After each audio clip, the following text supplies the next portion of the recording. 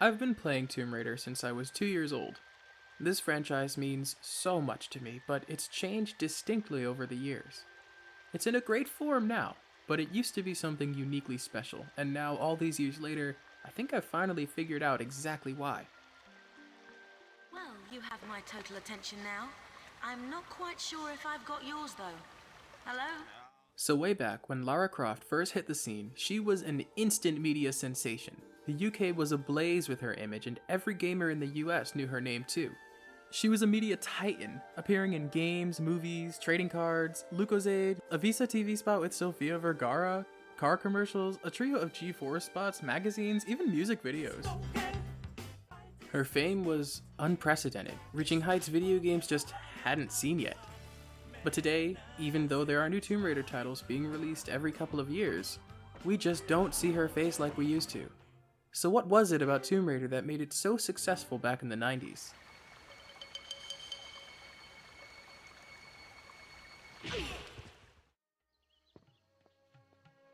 My name is Danton, and I'd like to answer the question I've just proposed. I spent my time in college earning a degree in anthropology, the study of people and culture, and I like to think it opened my brain up to seeing into the conventions and minutiae of society.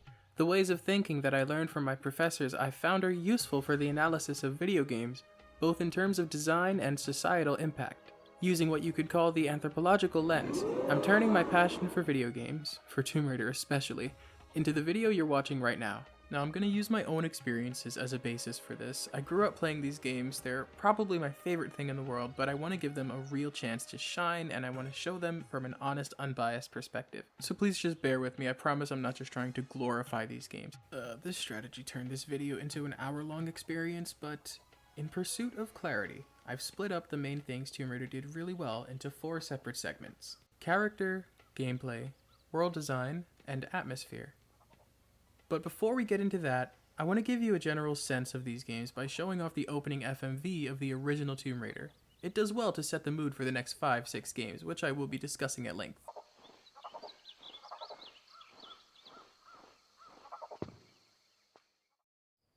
So Tomb Raider 1 opens with this FMV sequence.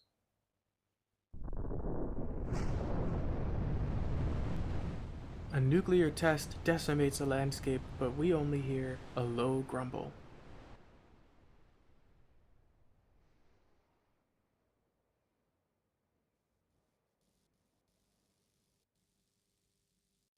And out of the silence, something unusual.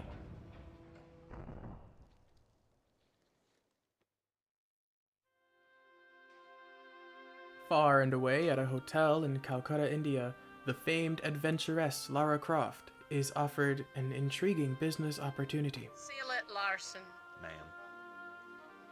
Feast your eyes on this, Lara. How does that make your wallet rumble? I'm sorry. I only play for sport. Then you'll like a big park.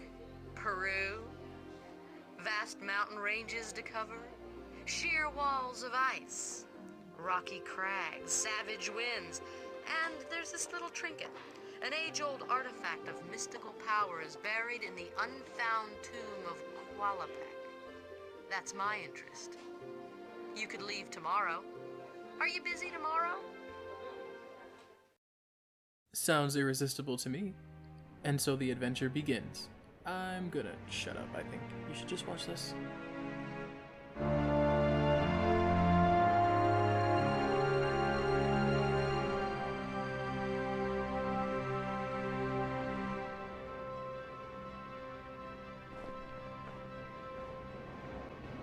Remember, this is the world's first look at the indomitable Lara Croft. Okay, sorry, I'll shut up.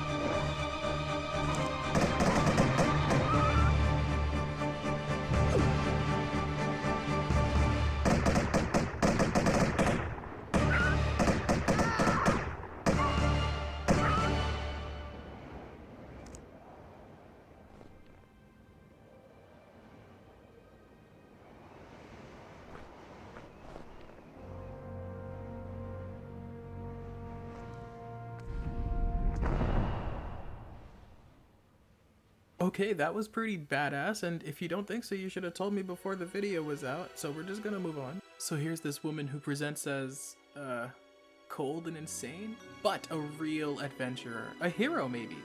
Except for the poor guide. Well, anyway.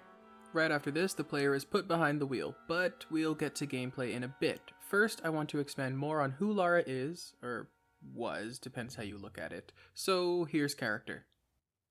Late 20s? Early 30s? Right. Yeah. For some people, like yourself, we get a special bonus. I'm flattered. I mean, I could even be retiring from you. Then you might like to mind the bell. Happy retirement.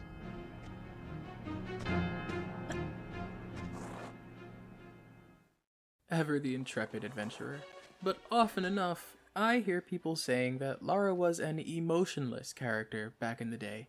There are near infinite claims that she was stoic, shallow, devoid of development altogether, and I simply disagree. Maybe there's nostalgia fogging my glasses, but I remember Lara as someone who, even through her almost superhuman athleticism and hyper-intelligence, was sympathetic, human to her core no matter the situation. Even beyond that, her cleverness, her wit was always on display when she spoke. Lara was the queen of quality one-liners, and they never got too cheesy. In the last two PS1 Tomb Raiders, and especially in Angel of Darkness, the first on PS2, we see Lara in a more social light, talking to people, assessing their problems, and when she has to, trying to help them. Trust me, there's more than enough personality to go around. Information about Louis Bouchard. That's dangerous information. I'm a dangerous girl, and right now I'm losing patience. You see, Lara was quiet and focused in gameplay, yes, but she was also capable of sympathy. Take this very first cutscene where she takes a moment to mourn the guide who lost his life helping her. She goes over to check on him, or maybe just see if he's dead.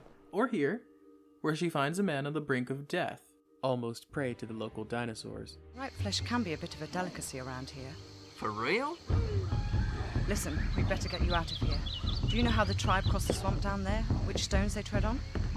Yeah, but I'm staying put. With this wound, I'd be like a fill-up station to every diseased bug in the bush. The bland, emotionless woman I've heard described so many times just doesn't fit the bill in these instances. Cab now. Café Métro. You never know. Might be worth a shot. Better than anything I have so far. Thanks. I didn't catch your name. Janice. Everyone knows me around here. Of course, this sense of humanity doesn't keep Lara from killing without hesitation. She's pretty quick to shoot first and ask questions later, especially if her life is in danger. And I wouldn't blame you if you said that came across as somewhat monstrous. For example,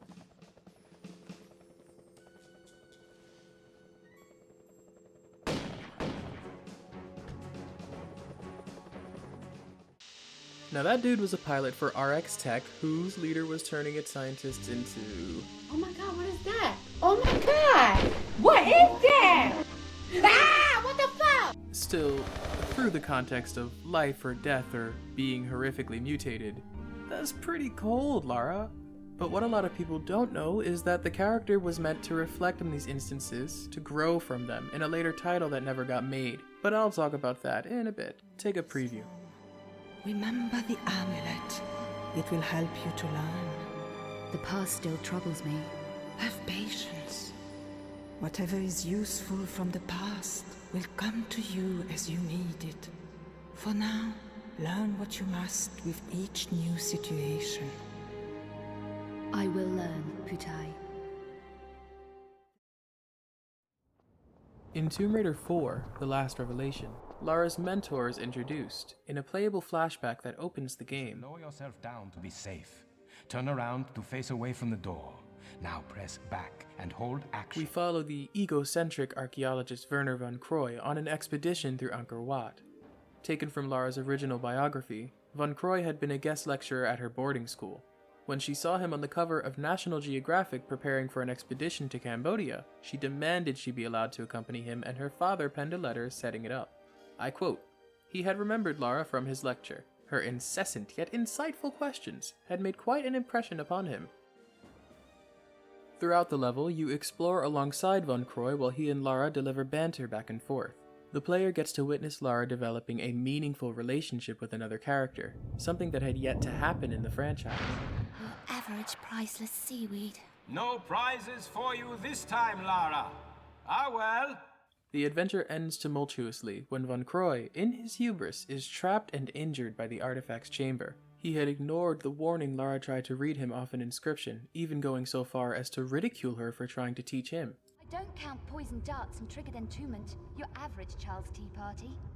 I feel we should lend this some respect. Ah, and you are the world-famous archaeologist adventurer Lara Croft, yeah?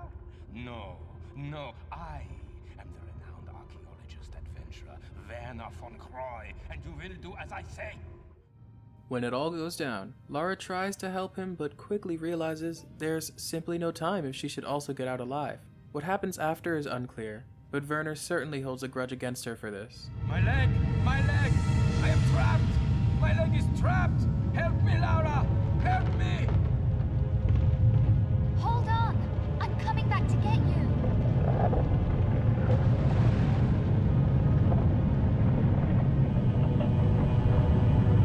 Werner!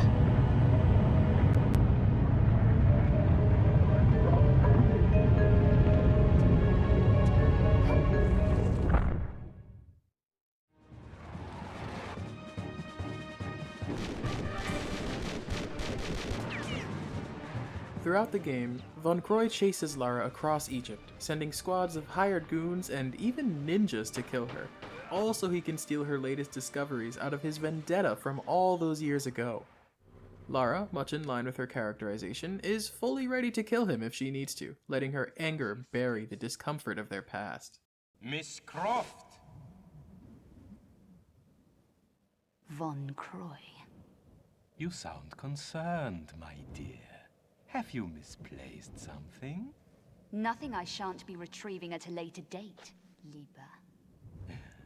You know how I admire your perseverance, but I fear this time we may be testing it to the, how would you say, maximum. Always griping, Werner.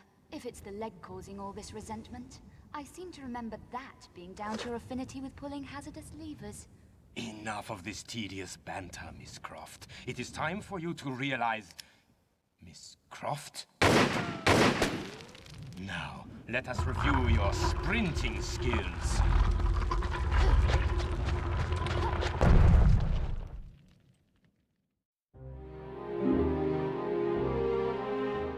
We see Lara dealing with this broken relationship in her usual icy, sarcastic, bullet-riddling way, but things change when she learns he's been possessed by Set.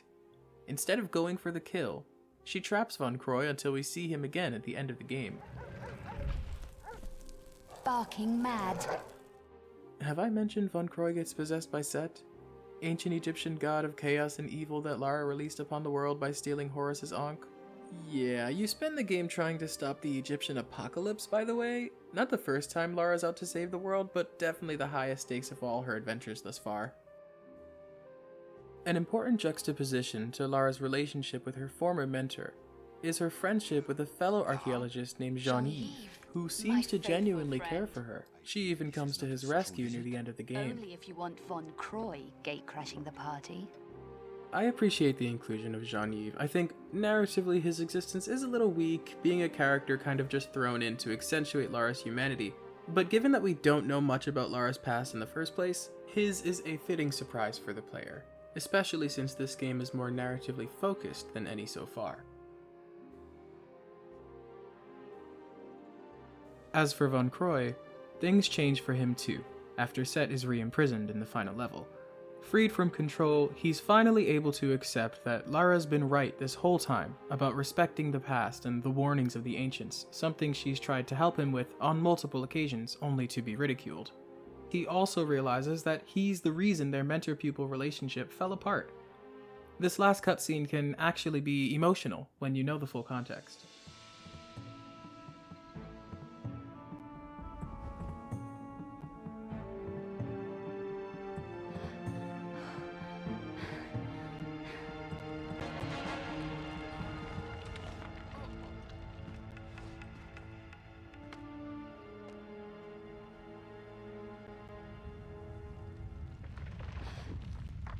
girl, before it collapses around you.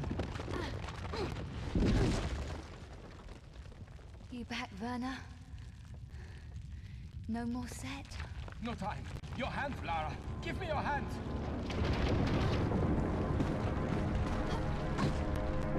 Take my hand. I can pull you to safety. Good to see you again, Werner. I couldn't leave you.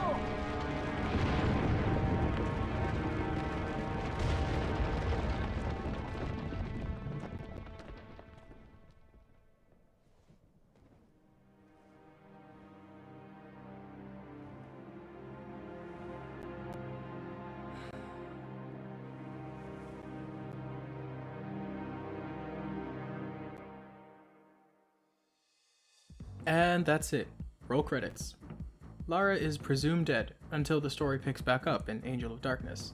The next game, Tomb Raider Chronicles, is actually a collection of flashbacks, untold stories of Lara's past. In that last scene, Lara was happy to see Werner, her hopeful tone betraying her cool facade. This moment really solidifies how hard all this was for her on a personal level, and for Von Croy too, at least at the end there. All of this is a very new turn for Lara. Having to face the consequences of her recklessness in almost causing Armageddon was something the franchise hadn't tackled before, but something the character had certainly been criticized for. Then there's also her halted reconciliation with Von Croy.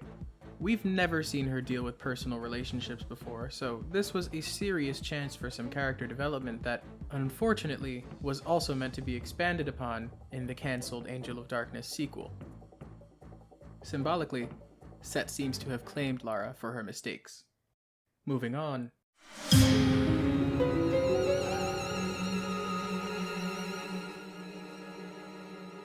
Angel of Darkness is the last classic Tomb Raider, and the worst reviewed by far, but not for its story, not for its characterization. In it, we see Lara develop in a new light. Sometime after the events of Tomb Raider 4, Von Croy has asked Lara for help finding artifacts for a psychotic client. But this time, it's her turn to hold a grudge against him. I'm tracking 5 obscura paintings for a client called Eckhart, but he's a psychopath. Why should I care? Because I'm being stalked. People are dying out there. Handle it, Werner. Lara, please. Look, go and see this woman, Carvier. She can help. I'm going. Eat it, Werner. You walked away and left me. Get out!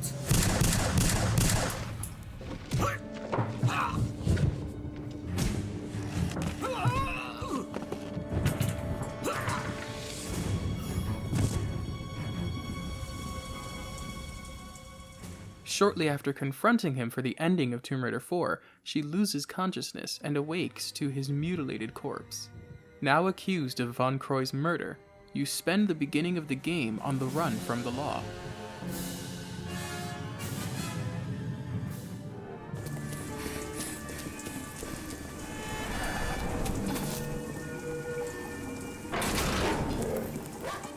We next see Lara getting chased down by the French K9 unit, and they are relentless.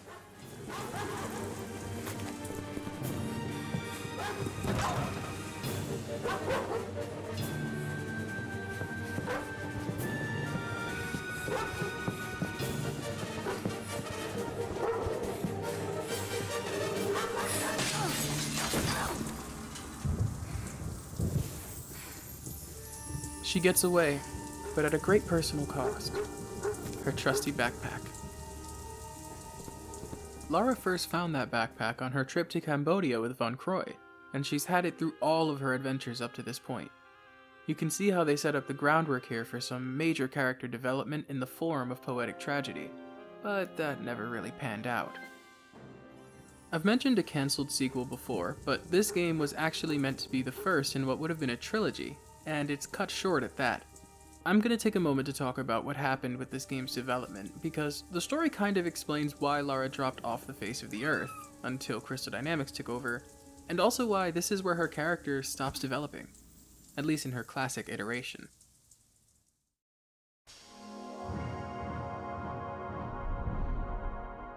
So, Eidos, the franchise's producer, tasked the Tomb Raider team with simultaneously developing 2 games.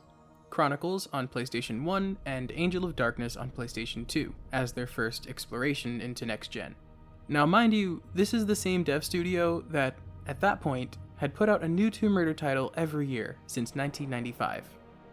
But at this point, core design was so burnt out that they literally tried to kill Lara at the end of the 4th game. And I don't blame them. A development schedule like that is just insane. Every year from 1995 to 2000, we got a new Tomb Raider. That's 5 games in 6 years. And to make matters worse, in the latter half of Tomb Raider 5's development, they're now tasked with making a second game at the same time. I've always had a hard time going into work whenever I've felt undervalued by an employer, and this situation is no different. But sadly, this kind of dev crunch is nothing new to the games industry, and I don't mean to indict IDOS, but Tomb Raider is the biggest cash cow they ever had. It's easy to see how they'd fumble the ball chasing after higher profits. It happens all the time. Now, I've only given you the essentials of the story, and the whole explanation is very long, but this video is long enough already. The best way to get the full story is through Matt McMuscles' fantastic video on Angel of Darkness as part of his What Happened series. He's got all the deets and explains it really well, so please go take a look. I'll leave a link below. To sum it all up, the publishers asked for far too much and were far too strict, while the dev team was overly ambitious with the time and resource stratification they had to contend with. In the end, the game is roughly 2/3 of what it was supposed to be. It's filled to the brim with bugs, the plot disjoints all over the place, and the story barely gets to wrap up conclusively. As I said before, I had to mention all of that because that's what it took to wipe Lara off the map. The follies of capitalism. Really, Lara paved the way for visible women in games, especially as protagonists. You'd think she could still exist today in her original incarnation, but classic Lara has been missing in action for years. I'm sorry, I'm wrong. She's made an appearance in many a mobile game. She really deserves better. According to the game's writer, Murdy Schofield, throughout this trilogy that never was, Lara was supposed to properly reflect on who she'd been and what she'd been doing this whole time. All the indiscriminate killing, all the stealing, her complete and total disregard of organized archaeology. It's such a shame. We never got to see this crescendo of her character that had been built up for so many years. But that's that. Let's move on now to the gameplay of classic Tomb Raider. Well, you know I was always pleased to see a little belle like you, Lara. Be more pleased to see that last stone, though, if you'll be wanting to hand it over.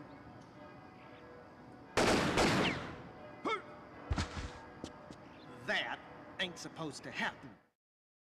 The center of every video game is, of course, its gameplay. As the primary and most frequent aspect the player is interacting with, gameplay is the most direct influence on how a game is experienced. In that regard, the gameplay of Tomb Raider centers around something like being Indiana Jones. You dodge traps, shoot out dangers, solve ancient puzzles, and nab treasure. No hat or whip required. Tomb Raider's gameplay, though proven, has long been criticized for its limitations. You see, classic Tomb Raider employs tank controls to move Lara around, and the world functions off of a grid. It works great, but I admit it's a bit stiff. Let's talk about the controls.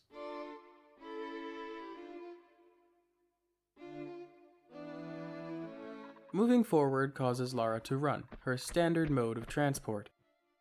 If you run to a ledge, Lara will continue running and fall off of it. To prevent that, the player can make Lara walk, a slower but more careful way of moving. Press forward and then hold down the action button. If you hold the walk key as you approach a ledge, Lara will stop walking before she reaches the end of the grid square, preventing what could be a deadly fall. This is the ideal way to set up jumps, which need to be carefully considered. Lara can perform lateral jumps in the form of side flips and shimmy along ledges as well, which comprises most of the traversal throughout the games. Jump distance is dependent on whether Lara is standing still or running forward as she goes for the jump. If the jump key is held while approaching a ledge, Lara will jump just as she reaches the edge, ensuring maximum distance. Though there is also something of a hidden mechanic, where if you tap the jump button at the very edge of the grid square, Lara will step on the air and go just a scratch further. This can be essential for the game's more uncanny jumps, and is something Lara neglects to mention when she's giving the tutorial in the mansion. Oh, this segment is a great excuse to talk about the mansion. We'll get there soon. To continue, on the ground Lara can do a quick roll to turn around, crossing a single grid square. You can also roll in midair to do a twist flip. Both of these moves are useful tools for combat, trap avoidance, even just traversing quickly. She can also swim freely in water, a feature that at the time helped the game stand out amongst its competitors. Way back when, underwater exploration in 3D games was limited, if available at all. This comparatively limitless movement, along with Lara's sense of style and flair, made her nothing short of an icon. As the series progressed, Lara would gain new moves as well. Simple but effective things like using ladders and ropes, crawling, sprinting, even horizontal pole swinging. These moves became essential and kept Lara's toolkit from getting stale, a genuine threat for games built in the same engine year after year. In spite of their stiffness, Lara's abilities gave the player a sense of freedom that was scarcely found in gaming at the time.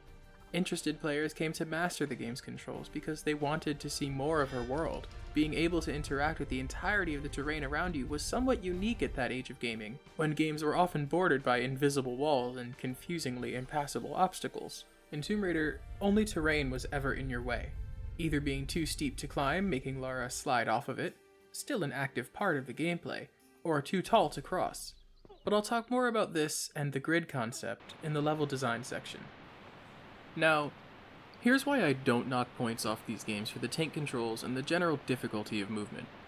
The limitations of Lara's moveset were an intended part of the game's design. Within those limitations, there was a level of skill that the games required of the player for them to be successful. Limited movement in pursuit of difficulty is not a concept unique to Tomb Raider, but is an underappreciated aspect of these games. Many popular titles of both the present and the past employ this technique to great effect. Resident Evil is a fantastic example, a game which limits the player's movement while shooting and their line of sight altogether to create a harrowing and claustrophobic experience in their titles. This gameplay evolved from the way it existed on PS1 to its application in later entries in the franchise.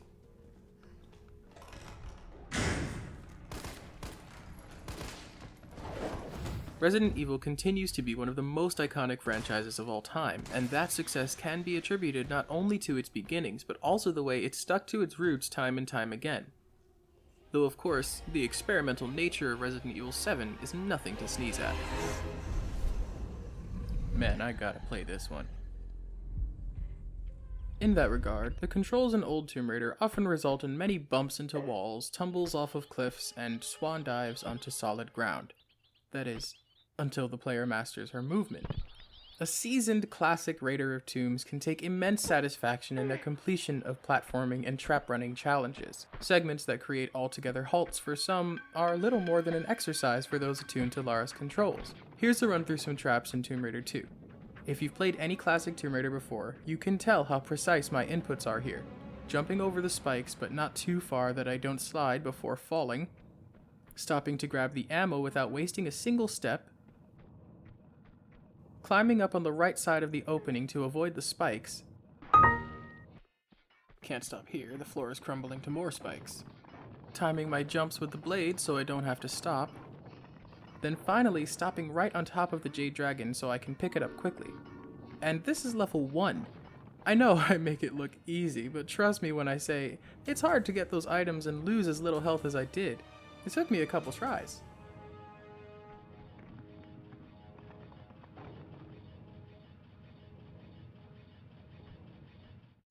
Like many titles of the present and past, it takes a bit of game knowledge to master the Tomb Raider experience. I remember playing Tomb Raider 2 as a kid. I was probably 4 or 5 years old in this example. I had Lara standing on a balcony preparing to jump a gap when I noticed, looking at the water beneath me, that there were 3 grid squares between me and my target. I could just make out their edges on the water as it shifted. 3 grid squares, I learned, equates to a running jump and a ledge grab. Knowing this and being able to measure it anywhere by taking a look at the textures, I never found myself attempting jumps that were too far. I learned my limits, Lara's limits, just by being attentive to the game's design. Growing up, I rarely found myself frustrated with Lara's controls, actually preferring them to other platformers like Crash Bandicoot or Ratchet & Clank. They were tight and precise, and punished you hard for stepping out of line. This made survival, made success, all the more satisfying.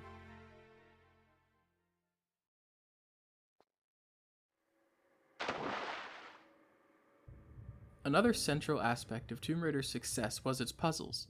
Every level had some inevitable brain teaser that would either stop you in your tracks or make you feel like the smartest kid in class. In some instances, you had all the time you could ever need to run around the area, often back and forth, until you finally figured out what to do. That could be pressing some hidden button, pulling levers in the right order, or even pushing blocks into position to allow you to get past them.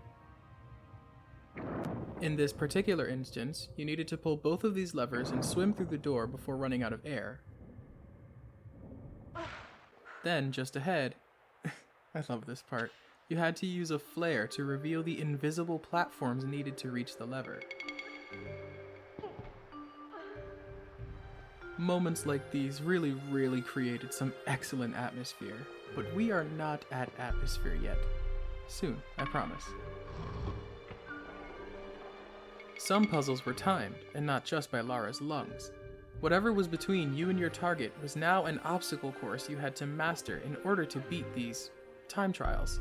Sometimes the price of failure wasn't just having to try again. Often, it was death. Like this spot in Tomb Raider 3, you find yourself in a dark room with an ominous rumbling coming from above. The player has to run around the room and pull these two levers, then run through the exit before the spikes descending from the ceiling finished you off. Not exactly a puzzle, but if you didn't quickly deduce what to do, you were good as dead. And here, riding underwater currents to reach the levers and avoid more spikes. Each of these traps essentially gave you one chance to survive, one way to make it. And death in these games was a big deal too. You had limited save crystals in Tomb Raider 1 and 3, and there were no checkpoints or autosave features. If you died without saving, well, it don't matter how far you were, it was back to the main menu. But much like today's Soulsborne games, dying was part of what made it great. When dying matters in a game, not dying is all the more fun, all the more satisfying. Some of these puzzles got really creative too. Like here in Tomb Raider 3, we're underground exploring an industrial area near the River Thames in London. Entering this room, the camera focuses on a nearby electrical box. As I went to investigate, I was surprised by an electrical drill running haywire around the place. After getting the lights on, I could see a movable block in one corner and was able to quickly deduce that this would be how I solved the puzzle. I started pushing the block around, intending to bar the drill's path and make it break the electrical box. But I got too focused on moving the block and stopped watching my surroundings. I was quickly put to death by the drill coming around the corner. One loading screen later, I gave it another try, this time noticing that the drill always turned left when it could. Using that knowledge, I was able to predict when the drill would be coming around and when to push the block so that it broke the box. A couple slow pushing animations and a few pumps of adrenaline later, the drill moved to the box and smashed it open. Bliss, I tell you. These puzzles, you see, not only would they challenge your brain, but also your mastery over the controls. Like I said before, movement in Tomb Raider was always meant to be a challenge. Puzzles that tested both your reflexes and your proficiency at moving Lara around made for moments that were exciting because they carried a deep sense of urgency. Now this clip is a great segue actually, because I want to discuss combat too. Combat is something I'm going to have fun addressing because with the design of the classics, it can be a little bit of an elephant in the room. See, combat in these games mainly consisted of evading enemies and shooting while Lara did the aiming for you. This is pretty simple framework, and its underdevelopment is something that even the game's original developers have attested to. However, even through its simplicity, the combat in these games was not to be taken lightly and definitely presented a challenge. Often, to be quick enough to evade your enemy and spare your health, Lara would have to use her side flips and back flips while shooting. However, this could be just as dangerous as standing still when done recklessly. See, environmental hazards are present everywhere in Tomb Raider, even Lara's own home, where you can drown in the pool, light up in the fireplace, or even take a high fall from the obstacle course. Or you could be like me and swan dive off the roof. So you really had to consider the environment when evading enemies, lest you land on some spikes, somehow catch fire, or slip off a ledge into a dark, endless abyss. The whole time, you also had to keep Lara facing her enemies in order to shoot them, so using the roll and twist flip became essential as well. This was simple enough in the first game where you primarily fought wild animals and the occasional dinosaur, and mutant Atlantean abominations. But in Tomb Raider 2 and further titles, human enemies became common, so new tactics became required to avoid gunfire. What I found useful, until the AI got better in Tomb Raider 4, was doing constant twist flips over the enemy's head while shooting, so that they could never aim their weapon at you. Doing rolls by their feet to stay behind them works well too, but required greater precision and gave Lara less time to shoot. It also didn't work against melee enemies like these thugs with giant... Is that a giant wrench? What? As you progressed, you could also find better weapons with limited ammo, as opposed to Lara's infinite pistols. With the movement required of the player to survive, utilizing these weapons without wasting their precious ammo could be a challenge in and of itself. See, aiming in Tomb Raider is automatic thanks to Lara, but enemies moved practically at Lara's speed, meaning more powerful weapons with slower projectiles could miss. Weapons like the harpoon gun, the crossbow, or the grenade launcher absolutely could miss if you shot at a target moving horizontally. This added a new layer of depth to the combat, needing to line yourself up with enemy movement so that you wouldn't waste ammo, but still take them out before they could hurt you. It becomes a bit of a resource management game, using stronger ammo to kill tougher enemies quicker, saving you health packs by not getting hurt, but also picking an appropriate weapon for the situation. One more thing, I had a really fun shootout in Tomb Raider 3 using Lara's crawl move to stay low and avoid gunfire. I was impressed because the guy I was fighting started doing the same thing. And I know that's not a big deal, but remember, this was 1998, the bar was kind of low, and before this I'd only seen Tomb Raider enemies run right at you. Enemy AI was always just a little bit intelligent in these games. They could run behind corners if they couldn't reach you, so that Lara couldn't reach them either. But Tomb Raider 3 surprised me more than once. In the Area 51 levels, you're even required to be stealthy, crawling behind obstacles or staying out of line of sight to avoid detection when Lara's weapons have been taken. You could even free these buff prisoners to fight the guards for you instead of just running away. So even though it's underworked and relatively simple compared to the rest of Tomb Raider's gameplay, I honestly feel that the combat is incidentally a lot deeper than it seems, becoming a fitting and essential part of the experience. And at that, why don't we move on to world design?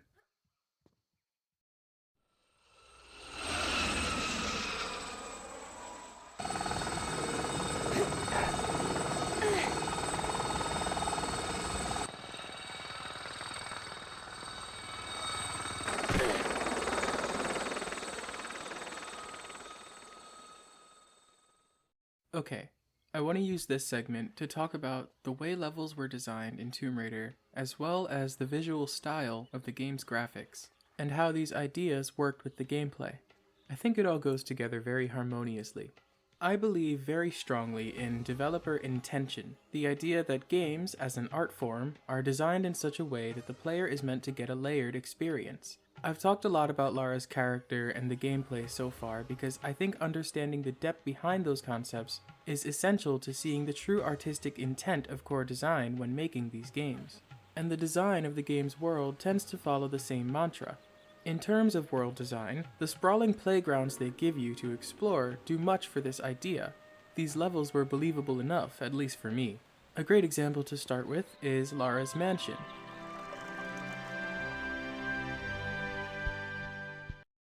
Ah, the main hall.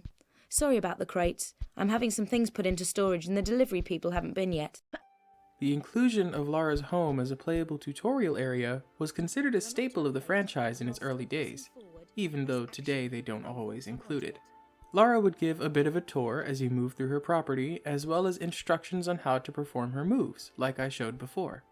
Allowing the player to enter Lara's mansion and run around as a prep space for playing the actual levels is something I still admire, and this space evolved over the next two games as well. It even got revamped in the style of the movies for Tomb Raider Legend, Anniversary, and Underworld. But, on occasion, there's been something more to it. In Tomb Raider 2, they included a locked basement door and a hedge maze out on Lara's property.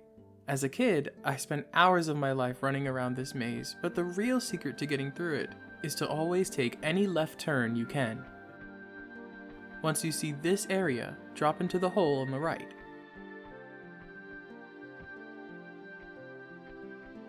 Through the maze is a button that, when pressed, shows you the basement door as it opens. So, if you can get back before the door closes, the basement is full of piles of gold, Lara's accumulated wealth from adventuring, surely.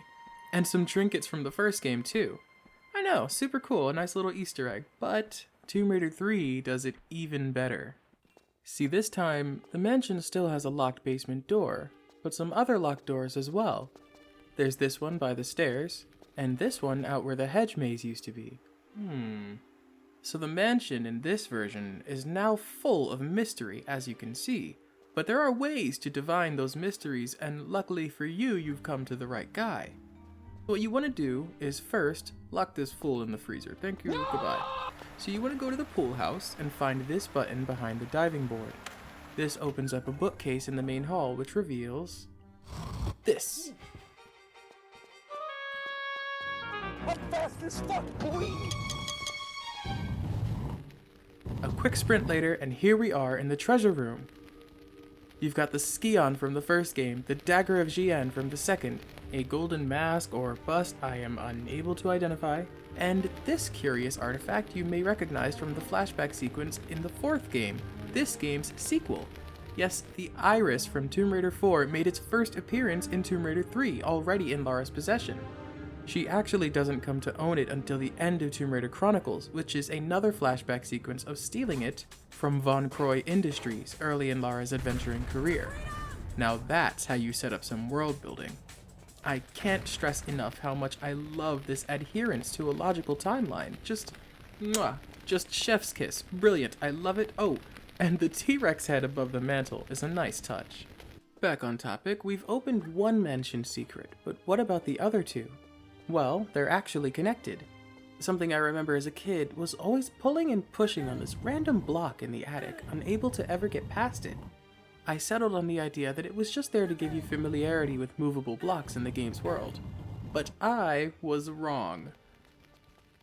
Go up to the library and look for a book sticking out of the bookshelves. Go ahead and pull it, turning off the fireplace. Climb up the holes in the bricks and you'll find yourself in a hidden room with a lever and some pushable blocks. Very interesting. So if you move these blocks correctly, you can open up a path to the attic. This was the answer to my childhood question. Now the lever in here is a timed run to the basement, just like in Tomb Raider 2. But the basement, man, talk about an overhaul. Run. As you can see, the basement here has been radically changed. Lara now has an underground aquarium, which is just peak aesthetics, but beyond that, there's this hole in the ceiling. Climbing up, there's a way into the water, and if you go all the way around, you can find the racetrack key. The racetrack key. Wait a sec, I know where I last saw a keyhole. Something to remember, Tomb Raider 3 included more unique vehicles for Lara to use than any other game in the series. This point of design is not lost on the mansion because, as the key gives away, there's an ATV racetrack in Lara's yard. Hey, I like the look of this. Are you amazed? Because it's been 15 years since I discovered this and I'm still amazed. No, the mansion in this game is practically its own entire level, complete with secrets and a kick-ass reward, but to me, its real value is in how it can help shape the player's perception of the entire game. The levels in Tomb Raider 3 are far more complex than in the previous two games, making the mansion's changes all the more meaningful. It almost teaches the player what to expect. Finding the secrets here requires a careful eye, not unlike the rest of the game, but the reward can be so great. Let's look at the main game too. Continuing to use Tomb Raider 3 as an example, this is a game with secrets around every other corner. Where in Tomb Raider 2 there were 3 secret dragon statues to find per level, Tomb Raider 3 has secrets that are made of supplies, medpacks and ammo, and sometimes even weapons that litter hard to reach corners. And there can be more than 3 per level this time. All the while, some levels have multiple paths to completion, requiring you to play through them twice to grab everything. Reminds me a bit of Crash Bandicoot now that I think of it. The level titled Coastal Village is the clearest example of these two ideas that I can think of. Path A has you go down this slope, through some jungle, searching for 3 gemstones, 1 behind a waterfall, 1 up some trees, and 1 on the side of a temple. Using those gemstones, you gain access to the tribal village the level is named after. Problematic, but this is Lara, so killing then ensues. Also, there's this mysterious slope that you just couldn't possibly climb up. Path B is available if you find this key in the beginning of the level. In the house up the cliffside, you can open up a trap door. Now, don't get spooked. Never mind, I spooked myself. You reach this cave area where you can find lots of harpoon gun ammo in the water, and after climbing up, you reach a temple. One light-based puzzle later, and you've opened up a shortcut to the village, no gemstones required. You'll notice this is the same slope I mentioned before. The multiple paths available to the player gives this sense of actual freedom, of real adventuring and discovery. It, to me, embodies what Tomb Raider is meant to represent. To see a game's philosophy present in everything from its controls to its level design is a pleasure indeed. I've talked a lot about secrets. Well, Tomb Raider 3 also has an entire bonus level if you find all the secrets in the game. All Hallows is an atmospheric platforming challenge through St. Paul's Cathedral, chock full of traps and tight jumps that gives players just a bit more to do once they've done it all. This level's very existence says to me that even beyond the design of the levels, those central philosophies of freedom and discovery are salient and tangible through every part of the Tomb Raider experience.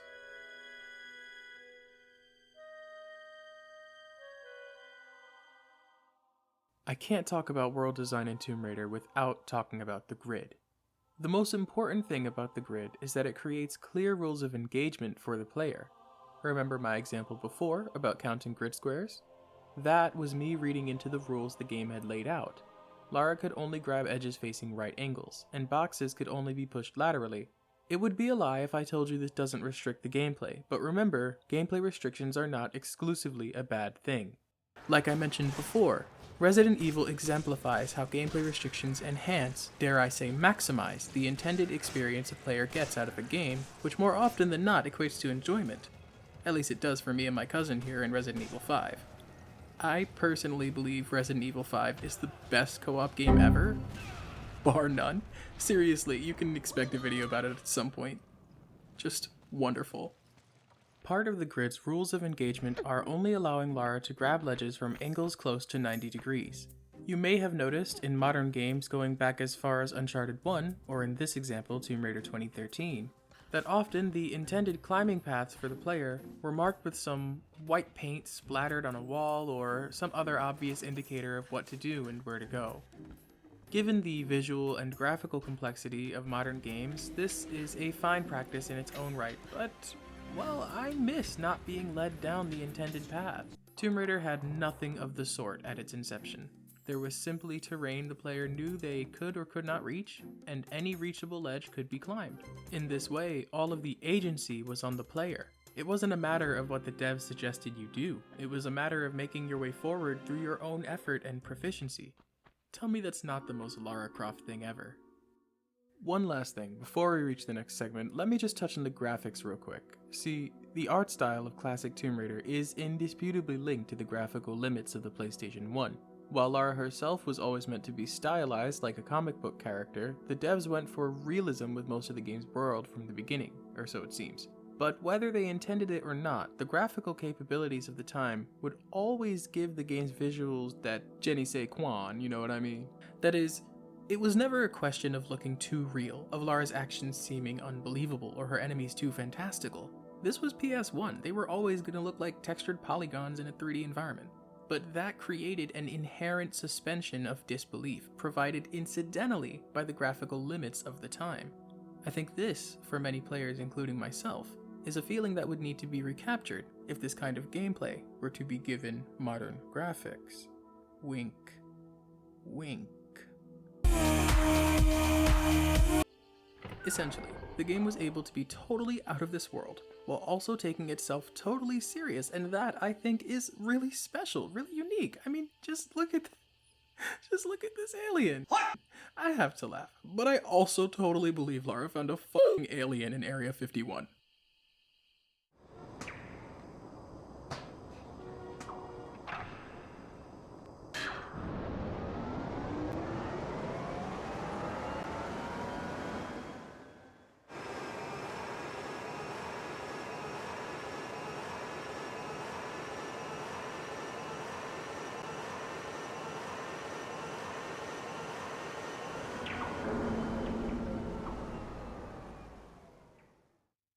Okay, almost done. But I have some things to say about atmosphere first, the presentation of these games. In my opinion, Tomb Raider, or really its devs, presented a lesson in atmospheric game design that is nothing short of mastercraft. And in the age of 90s game graphics, this was no simple task. We can start with the openings of Tomb Raiders 2 and 3. Tomb Raider 2 shows a war being fought over the Dagger of Xi'an, which has the power to turn people into, wow, okay, dragons, okay. We then see the dagger being sealed away, but still infinitely dangerous.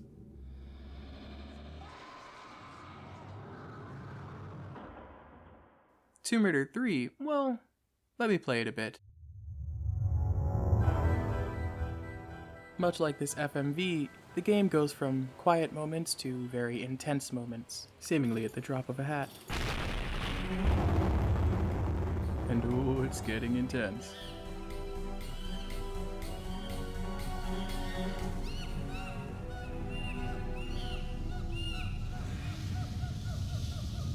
That calm before the storm!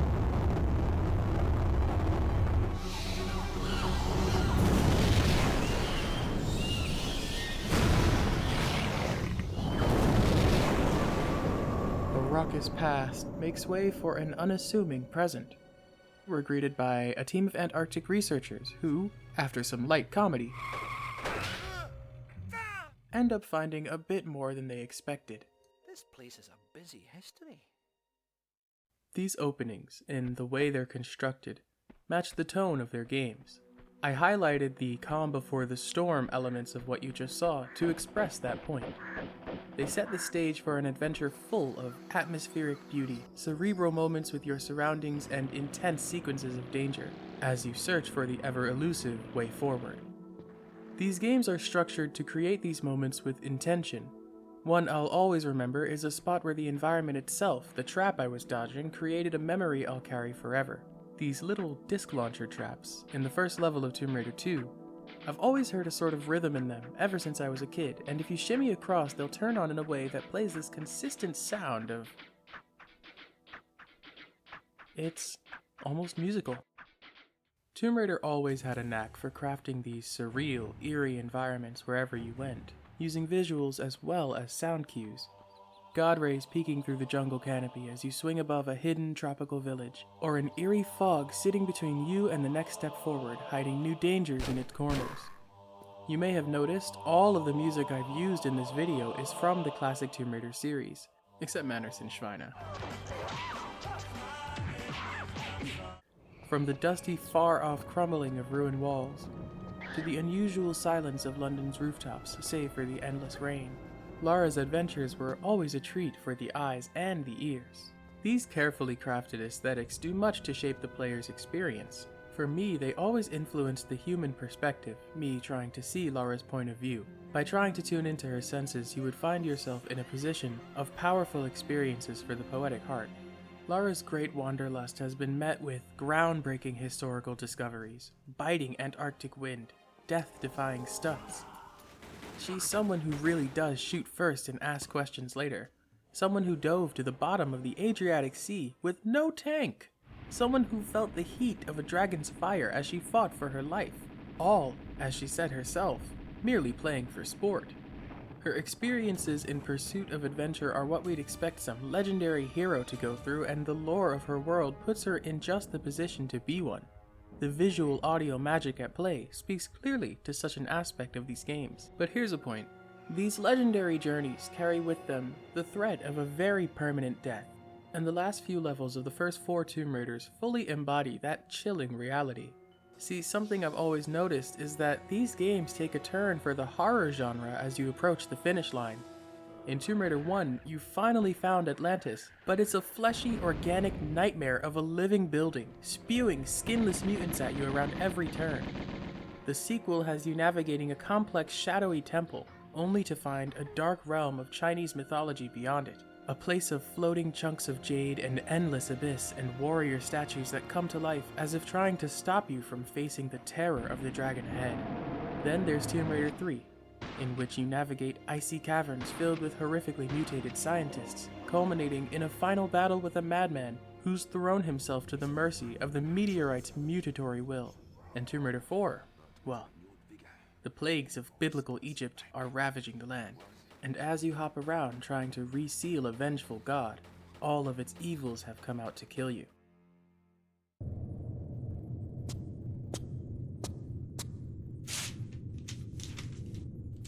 Congratulations, you survived.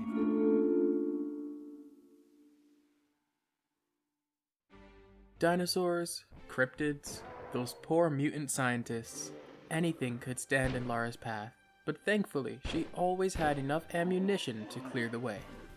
To tie it all up with a little bow on top, Lara's world has all the things we dream could be just around the corner, and her ability to handle the fearful realities of such a dream has always rewarded the player, with painstakingly beautiful moments.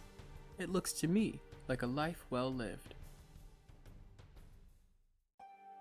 Yeah, so that's it. I hope you liked it. I put a lot of time and effort into this video. Obviously, it's my only one, but I do intend to make more, so if there's anything you want me to talk about, leave a suggestion. Any kind of feedback would be super helpful, so please let me know what I can do better. I'm always happy to learn. Keep an eye out for my next video. It'll be about, I don't know, Bayonetta or Beauty or Co-op or something like that. We'll see. Nothing set in stone. And it'll be out who knows when. But for now, thanks for watching. That's all I've got. I hope you enjoyed it.